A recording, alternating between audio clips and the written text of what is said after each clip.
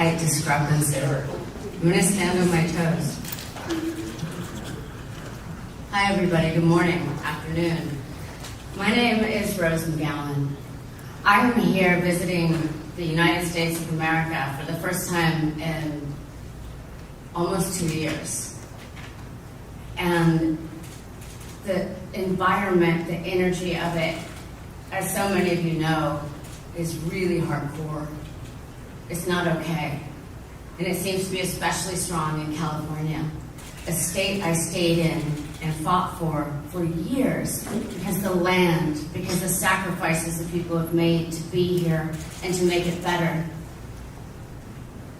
It gives me no great pleasure to call out Democrats. I was a Democrat. The very first activism I did was when my mother sent me out when we first came to America from Italy. I was sent out to pass out cigarettes that said, "Vote Dukakis."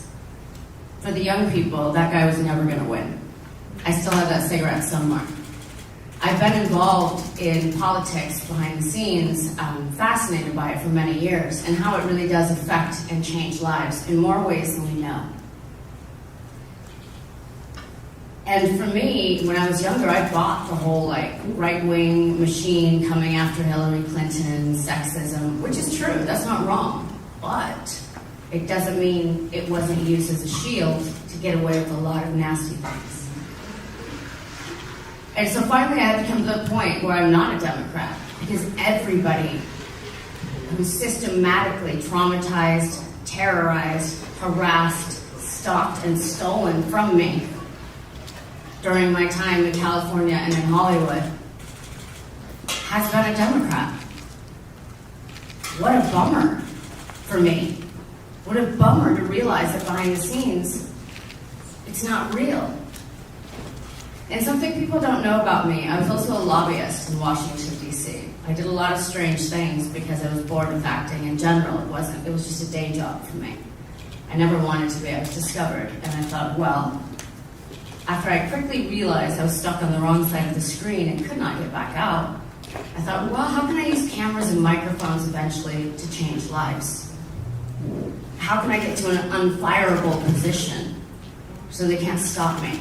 I'm going to life hack their system, which is what I'm doing.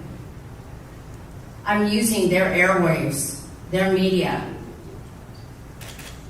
But every single one of you in here really knows what the skinny is, what the truth is, unless you really want to live a lie. And the thing I realized during the lobbying group that I was with, no labels, Republicans and Democrats working across the aisles. What that meant to me was behind the scenes, I got to see them all with no cameras. And they were all pretty much talking the same game. And they were kind of all in on it together. And I just thought, this is horrible. The first real act of public activism I did was not exposing monster Weinstein. It was several years before that. I was at an event a month before the Hillary-Trump election in New Hampshire. And I realized in this room of the most powerful Democrats and Republicans, with no cameras there, they were saying who they were. So I tricked a young assistant with a little headpiece. After the governor speaks, they want you to bring me the microphone. Now, I had only seen hijacking in movies, so I didn't know what to say when I got up in front of this very powerful room that I didn't know where I was that night. So I got up, and I said, "This is a hijacking." I didn't know how to express exactly what I was doing. I still really don't know how to express exactly what it is I do.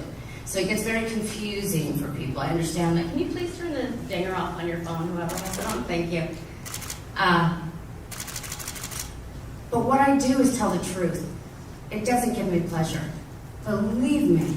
But one truth I do know is this man here, Larry Elder. I used to listen to Larry Elder after I would drive home from the set, or if I got off early, I would listen to him on AM radio 640. Probably the only actress in Hollywood doing so. Sometimes I would even pull over and use a fake name, usually Tracy. to call in and argue or commend. And from him, I learned about the corruption in the teachers' union in the California state. I learned how the state legislature used to be 6 months, but then we have to go 12 months because they'll do more work for the people of California. What a lie. What a lie. So I ask you today, do you want to keep living this collective lie? Do you want to star in their movie? Or do you want to be real? Do I agree with him on all points? No. So what? He is the better candidate. He is the better man. And I've heard him for hours and hours and hours, for years. I really got to know his mind. Thank you. It was nice spending time with you, sir. He's a brilliant man. He cares. He cares about what a lot of us just nitpick at. And you're not saying the right word, or you're not doing this right, or you're not inclusive, you're not tolerant. First of all, someone told me they tolerated me. Does that sound like a nice way to think of people or be treated? I don't think so. And I know how they smeared me in the media, because so many of the people you work for are part of it, and you know it. And I don't know why. I don't know why. Like, what is the gain? Is it short-term power? Is it short-term gain? Why would you sell out your people, your citizens, yourself, your family, your loved ones? For what? For money? For the illusion of power? For the stranglehold you have on keeping people undereducated, underemployed, and terrorized by your government? Why? My enemies do not understand me.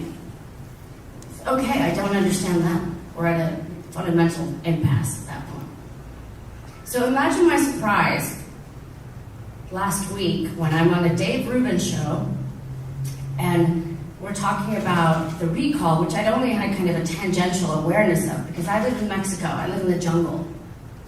It took a lot for me to come to the US. I'm scared of this place. It's been very cruel to me. It has not been kind. A lot of people in this country like to kill that which they don't understand. It's like a cult. I grew up in one. I would know. I know all the markers. So I'm asking people watching or people reporting on this. First of all, don't report on me as an actress. I hung up that shingle 10 years ago. I fought my way out of that world. I deserve more respect than that. Thank you. That's a side note. So imagine my surprise when I'm on air with Dave, and I said, yeah, even I remember it came back to me. Gavin Newsome's ex-wife contacted me.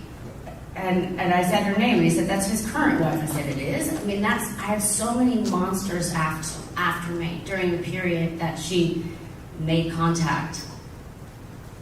An organization called We Are Ultraviolet that I do not trust, a feminist activism group, got a hold of me and said, Jennifer Siebel Newsome, she's a big producer of feminist films and Hollywood documentaries. She's pro-women. She'll help you. I just directed a movie. It was nominated for Grand Jury Prize at Sundance. And because of the consistent and total blacklisting that I had endured for almost all of my career, as haphazard as it was, after Weinstein assaulted me, I thought maybe someone will help me finally. Maybe somebody will be real. Maybe this will be the one. Because I always hope. They haven't taken that away from me. God, they've come close. So after Dave tells me that she's his current wife, on the way home, I go through my emails. And I'm like, and I remembered, I said, yeah, even like his ex-wife called me and said, what will it take? What can Boyce Schiller do to make you happy? Now, I had no idea who Boyce Schiller was at this point. This is about 4.5 months before the expose that I set up in the New York Times came out. I didn't know who David Boyce was. I didn't know he was an operator trying to suppress me. At this point, I did not know that he had already gone to former Israeli Prime Minister Ehud Barak of Israel and say, who should I hire to stop Rose McGowan? I did not know. I could feel the shadow people around me. I found recording devices in my car, in my house. nude photos hacked and disseminated, courtesy of whom I believe to be Lisa Bloom, another big feminist attorney, another big Democrat.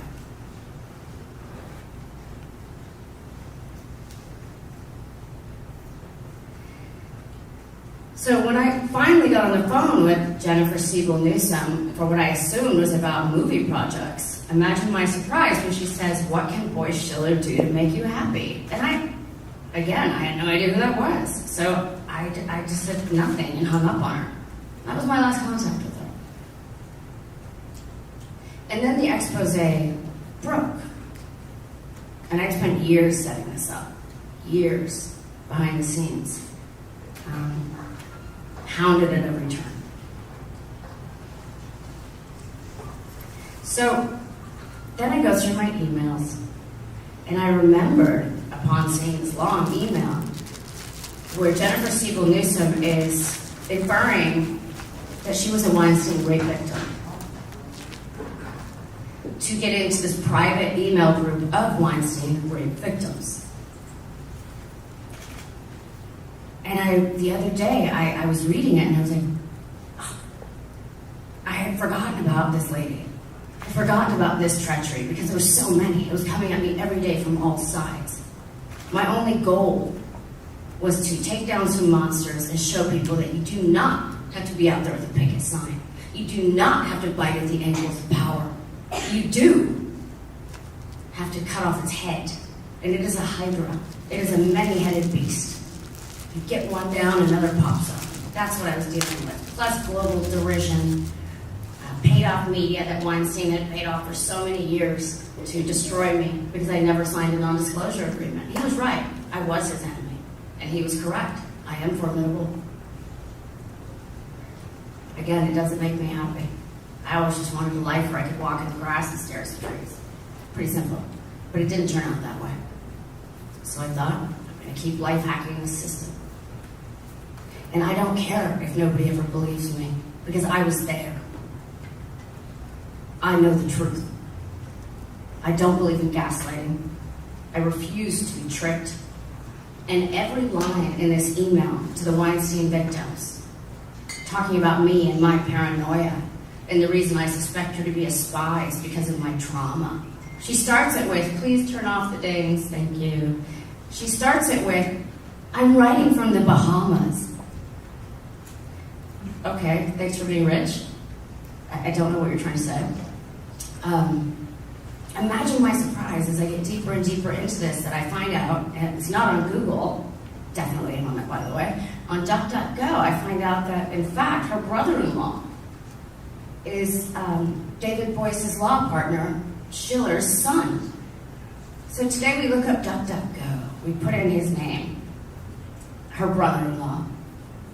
I find out he's arrested for beating his wife. Imagine my surprise. These are your leaders. These are who you vote for.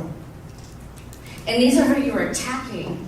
This man, me, and anybody who's like, why not change? Why not be better? So as an outsider, someone not from this country changed my name the first day I got here at 11. My name is Rosa Ariana. They changed it to Rose. I forgot that till 2 years ago. It has stolen so much. And it does it to all of you. I traveled the world and I've had so many people say to me, Americans are the most uneducated. Not wrong, but they are wrong in this. It's undereducated. It's systematic, and it's done to you all on purpose, to keep you part of a complicity machine that benefits you. This is not a country or a state for everyone. This is a country for the few. This is a country for people like hair gel in the Bahamas. Okay, that's the reality. And I really wish I had better news. It gives me no pleasure to be the bearer of truth, which is sometimes ugly. But do you want a society that has gangrene on its leg, but puts on a fancy suit and pretends it's not there while they hobble in pain? Or do you want to just stop, look at reality, take your medicine, clean up the wound, and run? Run free. Why not change? Why not go big? Why not put a stake in the heart of evil? Because that's what this really is. This is good and this is evil. And if you're tired of people looking at this country like it's the Florida of the world, which it is, looked upon that way, because, it's earned it in a lot of ways. I know this place has it in it to be better. I know it does. I've met so many good people in this country. Not the elites. Absolutely not. But the person I meet, that's the housekeeper at the hotel I'm staying at, who shouldn't even have that title because she's a queen of a woman. And then we have the Jennifer Newsomes of the world. Why? Why do you keep choosing them? Why do you keep electing them? Don't listen to their buzzwords. Cult leaders, which is what these people are. I would know, I grew up in one, like I said. They massage your mind. They keep you in fear. They keep you in doubt. I kind of suspect on the inside that this is all a lie. But I don't want to be the one that stands out, takes it on the chin. Well, I'm here to confirm for you it is a lie. It is a fact. And when I say things, like, I'm sorry you feel that way. I'm like, I didn't tell you how I felt about it. I told you a fact. That's a different thing. Start noticing in your life how many times people will tell you, oh, I'm sorry you feel that way. And start being brave enough to stand out, brave enough to be different, brave enough to challenge. Does it cost? Yes. But if we all do it, it will get so much easier. It will get so much better. I believe in this man because I know his mind, and I would like to think on some level I know his heart. Take away the Republican word. Take away the Democrat word, okay? Who do you want to govern you? Someone who cares passionately, even though you may disagree with him on some points? Or do you want somebody who's really operating behind the scenes to keep you all in ignorance while they rob the bank and go to the Bahamas? My money's on Elder. Not that I have any, because they took that too. Zing. Thank you for listening. Thank you for hearing. And I really appreciate anybody watching or reading this to think differently, to be brave, do something that's weird, like maybe voting Republican, even though it will feel strange cellularly. I felt that way when I first went on Fox News. I was like, weird. I get it, right? But that's okay. Because right now, y'all are in a pickle. It's not going so well here, is it? It's not. I know you can do better. I know you can be better. And I know this is the person that can push that better for all of us, for all of you. Systemic change is what's needed. Go big. It's not going well. So you have a choice. Stay status quo. Or be brave. I vote for bravery. I vote for Larry Elder.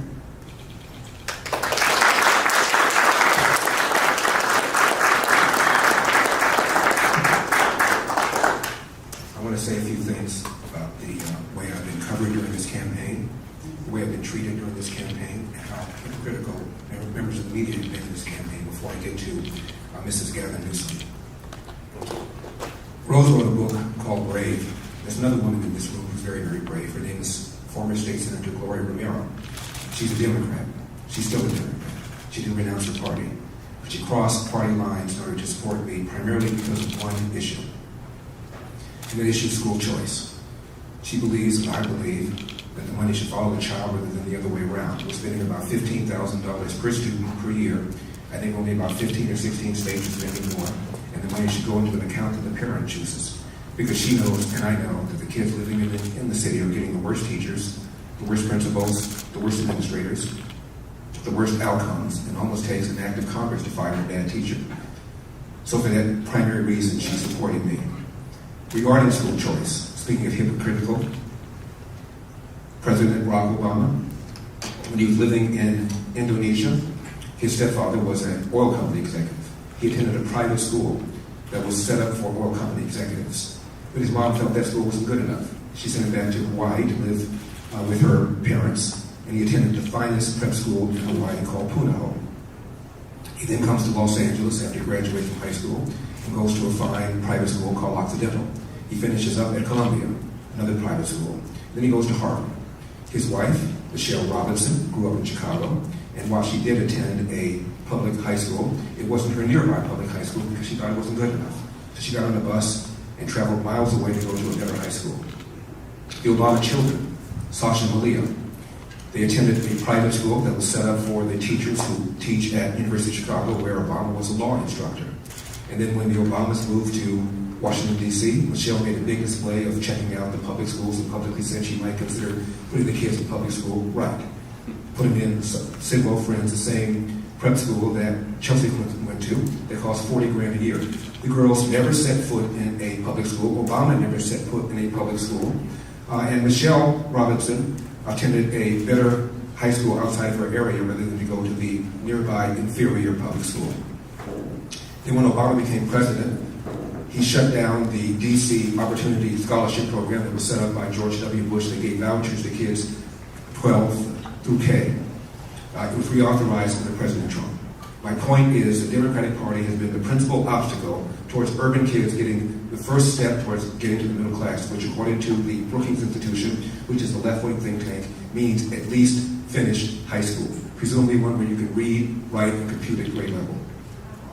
Hypocrisy number 2. I was interviewed this morning by Garrett, Major Garrett, who's now with CBS. And he asked me whether or not I thought the election results, the recall election, would be fair, would I respect the results. I've been asked that question a lot about the 2020 election. And I said to Major, just once, I'd like somebody to ask my opponent, Gavin Newsome, does he respect the 2016 election?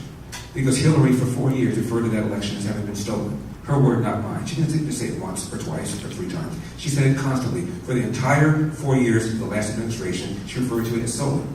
She referred to the former president as illegitimate. Not just once, not just twice, constantly. To the point where 2/3 of Democrats falsely believe that the Russians changed vote tallies, even though the Senate report found no such evidence. Russians tried, but they found out that 0 vote tally was changed, yet 66% of Democrats falsely, incorrectly, wrongly believe that vote tallies were changed by the Russians. The Senate report also found no evidence one way or the other whether or not the Russians changed the outcome of the election in 2016.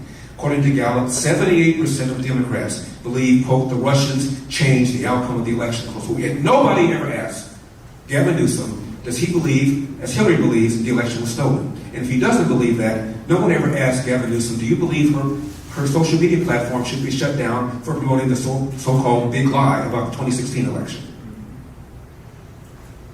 Hypocrisy number 3. The other day in Venice, at a homeless encampment, some white woman in a gorilla mask threw an egg at me. It would have been a major story if I had a D at the end of my name. They'd be talking about it in Bangladesh.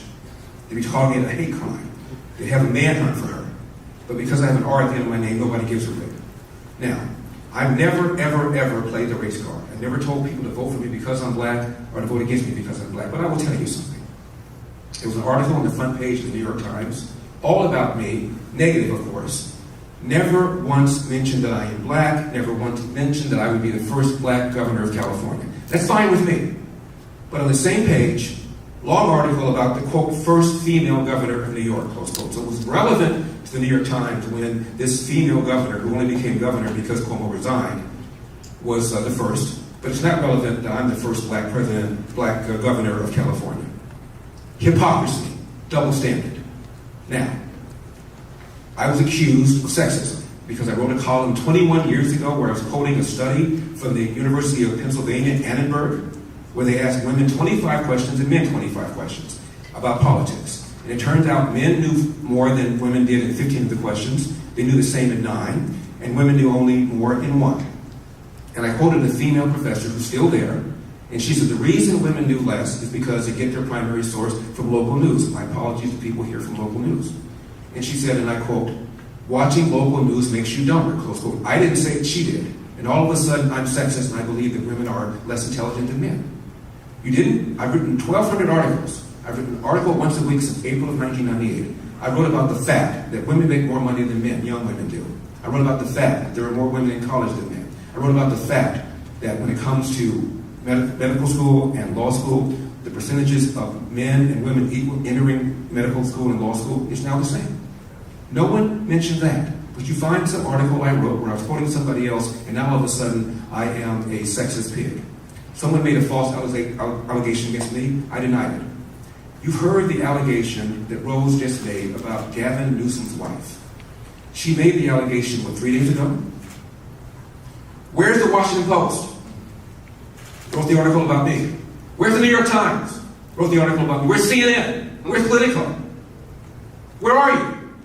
If this had been made about me, my girlfriend standing over there, if someone had said my significant other contacted on behalf of Attorney Boyce, who's Harvey Weinstein's lawyer, and called Rose McGowan and said, what can we do to make you go away? What can we do to make this happy? That's all you guys will be talking about between now and the end of my campaign. This is a double standard to which I've been subjected to my entire time, and I'm sick of it. And you ought to be sick of it. Where's your integrity? Where's your fairness? Now, what Rose said about Gavin Newsome's wife is a bombshell. This is a man who the other day, because he was trying to do a counterpoint to me, women are smarter than men. Women are they're better politicians. They're better. Where is he? Where are you? His wife contacts Rose and says, what can we do to make you happy? What can we do to make this story go away? Right before the Harvey Weinstein story blew up. That's all you guys would be talking about if the allegations were made about me or my significant other. Any questions? We're going to take some questions. If you could raise your hand if you have a question. Questions for Rose or questions for me? Sure. Steve Gregory, KFI 640, local news. And by the way, she said 640, she meant 790 kgs. Oh, shit. No, I know, and that's fine. That's all right. I wondered that myself, but I'll take the credit. Thank you for that. No, seriously, Larry, you seem kind of surprised by all of this. Didn't you know that this was going to be the case when you got into this race? Didn't you know this? Didn't I know that the media had a double standard and I would be subjected to a hypocrisy on the part of you guys? Yes, I knew. Well, actually, no, the question is, sir, is didn't you know that this was going to be sort of a dirty fight? I mean, because you know that there was going to be a battle. This was not going to be an easy thing. You understood that. I knew what I was getting into. But that doesn't make it okay. Come to the mic, please, if you're going to speak. Thank you. But that does not make it okay. It does not make it okay that the New York Times has 98.5% of its readers identifying as Democrats. But people yell about Fox News, only Republicans watch it, right? And when your question, you're a part of it. I don't know your coverage, I don't know your work. I'm sure it's stellar, truly. But you're a part of it. Didn't you know it was going to be a dirty fight? Yeah. Does that make it okay? And does that make you all not complicit in it? Does it make the New York Times, who got a Pulitzer off of me calling them, unlike what Jodi Kantor, the journalist who won a Pulitzer off of my bravery? And they lied in their book, and they said they called me another New York Times lie. And they have blanket silenced me since I supported Tara Reid against Joe Biden. But they care. But they care. And every feminist organization in this country is in on it. Every big one now. Ultraviolet, like all of them, certainly Time's Up. I knew my fight was going to be ugly. Does that make it okay? And does that not make every single person asking that question and yet not commenting or contextualizing things correctly okay? No, it does not, sir. Well, Our next question comes from David Weigel. I'd like to say one other thing too. What I find kind of amazing about this race, Rose, virtually nobody has defended Gavin Newsome's record on almost anything. We have Barack Obama cutting a commercial for him. Bernie Sanders, who owns 3 houses, cutting a commercial for him. Senator Warren cuts a commercial for him. And nobody utters the following words. Gavin Newsom has done a fine job for the people of California. Crime is over. Homelessness is over. People are leaving California for the first time in the history of the state. We're 170 years old. It's never happened before. And when people making between 50 and 100K leave, the number one reason they cite, they cannot afford the price of a house. More businesses have left in 2021 than have left all of last year, and the rate at which businesses are leaving is twice the rate of the last 3 years. We have the highest state income tax in the nation, 13.3, and it's the biggest revenue stream of California, the income tax. 1% out of 40 million people in California pay half that state income tax, and they're leaving, and they're taking their tax base with them, leaving less money for fire suppression, less money for schools, less money for roads.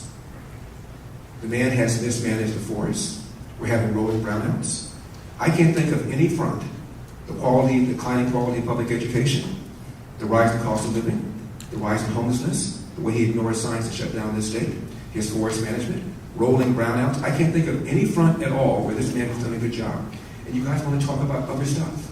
And that's because this man, Gavin Newsome, has been able to switch this thing from a referendum on his behavior, his governance, into a quote Republican takeover.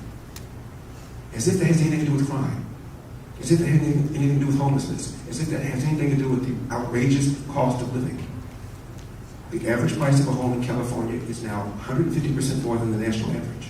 150% more. If you look at the percentage of people living in LA who are black and in San Francisco who are black over the last 20 years, it's declined. Primary reason, the price of a home. The state's in trouble. And forget about all these right-wing conservative talking points. There's a left-wing magazine called The Atlantic. A few months ago, article, The California Dream is Dying. All the things I've talked about. Declining public schools, the stranglehold environmentalists have over Sacramento, high cost of living, high homelessness.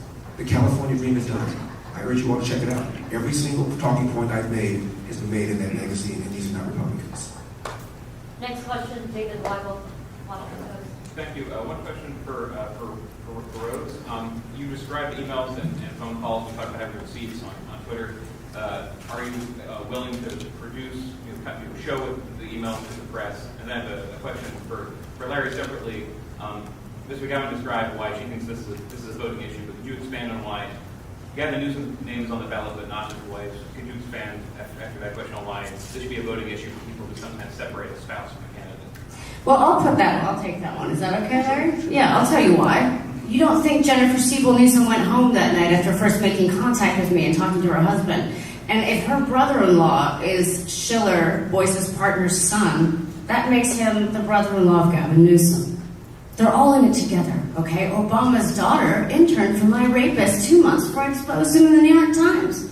They're all in on it, and you know it. That's a disingenuous question, friend. On the other part of it, though, The receipts, yes. I sent the emails to Politico this morning. Those are all screenshots of her emails, the ones I posted. I just didn't put in, her, name on it. But those are not me writing out anything. Those were the actual emails. But I can certainly, and have. I sent them to Politico this morning. I challenge you to put them in. I challenge you to cover it. And I challenge you not to refer to me as an actress and not to refer to him in a dismissive way. Do better, please. We need you. We need all of you. Ms. McGowan. Okay. This is the last question. I just want to make one more statement. I don't know if the LA Times is here, but I was described by the LA Times as, quote, the black-faced white supremacist. All because I don't believe in the lie of systemic racism. And it is a lie. When Barack Obama ran for president in 2007, he was running against Hillary for the nomination on the Democratic side. A Mormon named Mitt Romney was running for the nomination against John McCain on the Republican side. And Gallup tried to find out which one of these four politicians had the biggest hurdle. They asked Americans, would you never vote for a black president? 5% said they would not vote for a black president under any circumstances. 11% said they would not vote for a female. 24% said they would not vote for a woman. 42% said they would not vote for a man who would be as old as John McCain would have been, 72 years old, had he won. So Obama had a smaller hurdle than these people. I don't know if the CNN is here. CNN had a study in 1997, 24 years ago. They asked black teenagers and white teenagers about racism. And not too surprisingly, both of them said that racism was a major problem. But then Time and CNN did this, and I'd never seen this done before. They asked the black teenagers whether racism was a big problem, a small problem, or no problem in their own daily life. 89% of black teens called racism in 1997, 24 years ago, either a small problem or no problem in their own daily life. In fact, more black teens than white teens said, and this is verbatim, more black teens than white teens said, failure to take advantage of available opportunities is a bigger problem than racism, end quote. That was before Obama got elected, let alone re-elected. Speaking of whom, he gave a speech at the Black Church in 2007 when he was running. And he's talking about racism. And he said, the Moses generation, referring to the generation of Martin Luther King, has, quote, gotten us 90% of the way there. 90%, which I thought was reasonable. I once saw a poll that said 8% of Americans believe Elvis is still alive. He then said the Joshua generation, referring to his generation, has to get us an additional 10%. First time he was interviewed on 60 Minutes was Steve Croft. And he hadn't yet caught Hillary yet. He was running for the nomination. But he was coming, otherwise they wouldn't have interviewed him. And Steve Croft said, Senator, if you don't get the nomination, will it be because of racism? And Senator Obama said, no. If I don't get the nomination, it will be because I have not articulated a vision that the American people can embrace. Now I'm sitting home watching this, and I said, hallelujah. I don't vote for Democrats because I want lower taxes, lower regulation, strong borders, and strong national security. But at least he's going to be a racial reconciliator, I said to myself. Before he got elected, before he entered the Oval Office, I should say, I think he won with 52% of the vote in 2008. You know what his popularity was? 70%. Before he set foot in the White House. Many people who didn't vote for him said, okay, I don't want to vote for somebody whose tax has been regulated, soft on national security, soft on the borders, but he'll at least bring us together, someone to pull for him. 70% popularity. And what did he do with that? The Cambridge police acted stupidly. No, they didn't. If I had a son who looked like Trayvon, what does that even mean? Racism is in America's DNA, he said. Really? The first time Gallup asked about racism, about whether or not you would vote for a black president, was 1958. And the percentage who said yes was in the high 30s. Now only 3% said they would not vote for a black president. He invited Al Sharpton to the White House over 70 times, one of the most vicious race hustlers in America, who, by the way, is now a Democrat kingmaker. Google Al Sharpton, Democrat kingmaker. A guy who became famous by falsely accusing a white man of raping a black woman is a Democrat kingmaker. A man who was in the thick of Crown Heights in 1991 and said to Jews, if you want to pin your yarmulkes on your head and come over to my house, let's get it on, is a Democrat kingmaker. A man was in the streets of Ferguson before 1 minute was taken, one word of testimony was taken, yelling, no justice, no peace, is a Democrat kingmaker. You ought to be ashamed of yourself. Obama had a great opportunity to bring us together.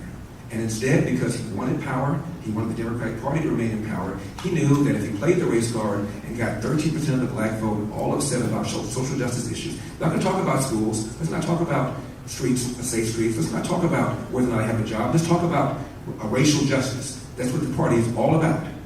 And he divided this country. I'm going to be united when I become governor. I'm going to use my bully pulpit to unite us. Because we have far more in common than we have apart. That's right. Back in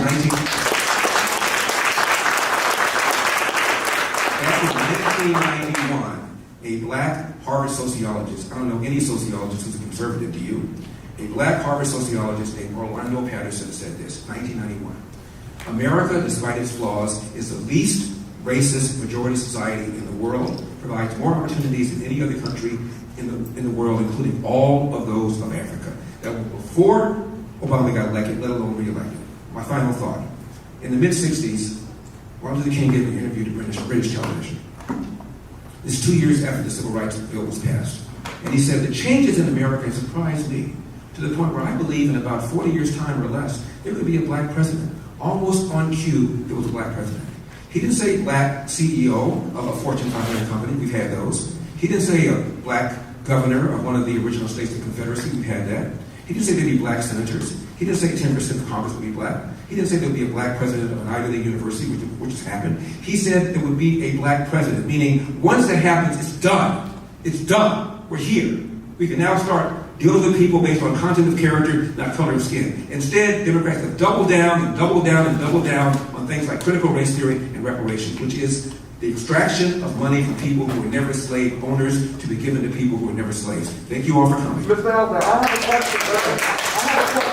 I have a question for you, Mr. Elder. As a comment on what you just said, which is people will disavow that mostly white people that work in the media will disavow what he just said. But understand who it's coming from and that he might just know more than you living in a different skin.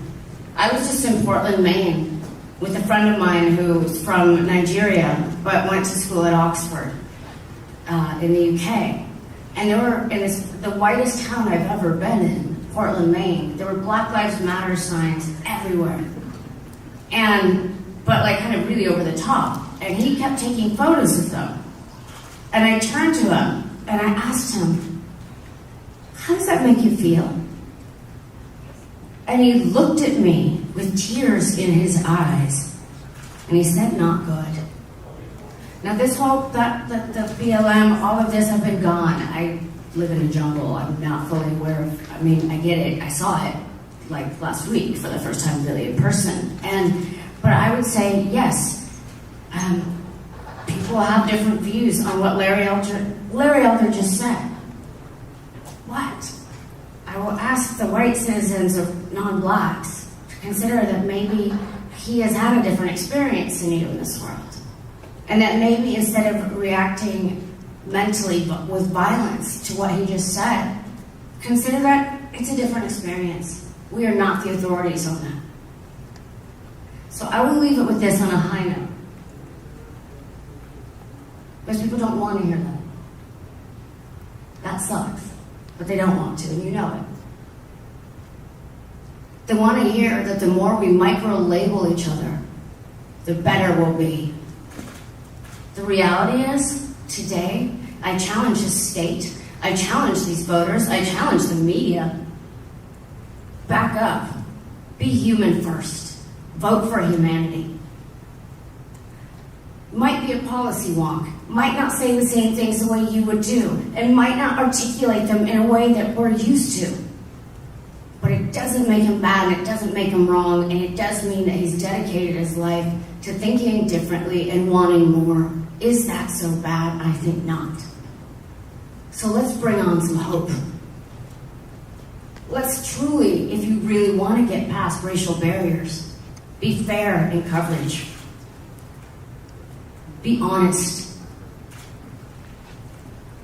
I believe in California. I believe you can be better.